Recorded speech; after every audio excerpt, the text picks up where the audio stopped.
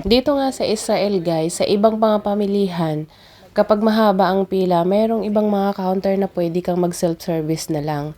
Kaya nung time na itong namili nga kami, ay mahaba ang pila at nagmamadali kami dahil lumipat na nga kami nito ng trabaho.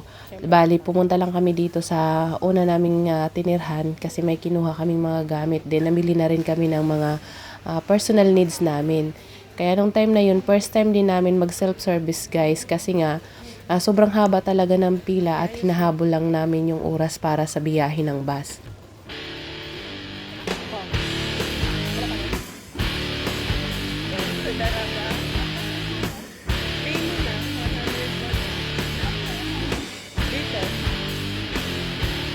Kapag first time mo talaga ma-experience ang isang bagay, ay hindi talaga maiiwasan na hindi ka maignorante. O, di ba? O, wag niyo sabihin niyo yan naranasan sa buhay ninyo, di ba? Ganun naman talaga pag first time talaga, talagang mangangapa ka pa.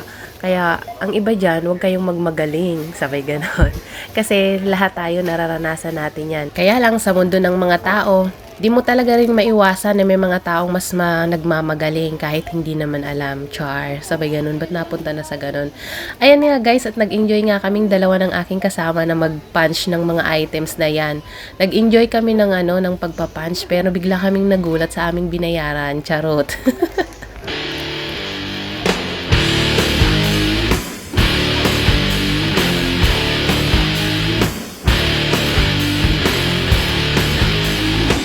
Hi, sabi nga nila, ang hirap daw talaga sumugod sa isang gera na wala kang sandata. Buti na lang talaga, lagi namin kasama si Gulo-Gulo. Kaya ayan, sa kahit na anong pagkakataon, ay talagang lagi namin siyang karamay mag-translate sa English ng mga salita nila dito. At buti na lang talaga, itong kasama ko ay napakatyaga talaga niyan mag-translate talaga. That's my video for today guys. Thank you for watching. Bye-bye na!